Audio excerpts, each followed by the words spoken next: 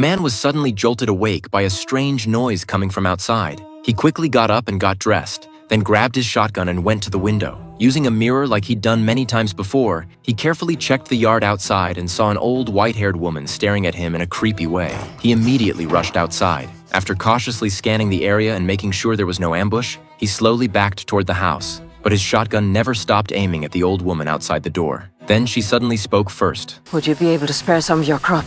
But Nick just stared at them cautiously without saying a word. Seeing this, the old woman threw down the metal tool in her hand and told the young woman behind her to pull out a bag of gold and silver jewelry, hoping to trade it for food. But Nick only gave it a cold glance and refused her request right away. Now that the end of the world had arrived, all that so-called gold and jewelry wasn't even worth as much as a single potato. Realizing Nick wasn't easy to fool, she pulled out another bag. Afraid he wouldn't understand what she meant, the old woman even crouched down, grabbed a handful of dirt, and spread it across her palm, trying to show that it could be used to grow food. The shortage of food instantly got Nick interested. He carefully stepped forward and bent down to pick it up. But when he realized it was just a cultivation guide, he immediately threw it back. The old woman sighed when she saw that, then pulled the young woman behind her forward. The moment Nick saw the woman's young face, his resolve started to waver again after years of living alone. After hesitating for a long time, he finally decided to let the mother and daughter come inside. Then he ordered them to stand with their backs facing him and carefully checked them over.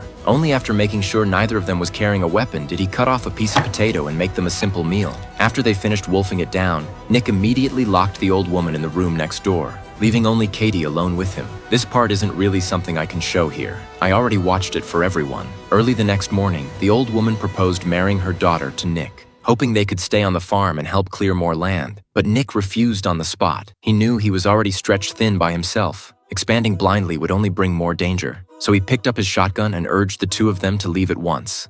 Pack your things. Now.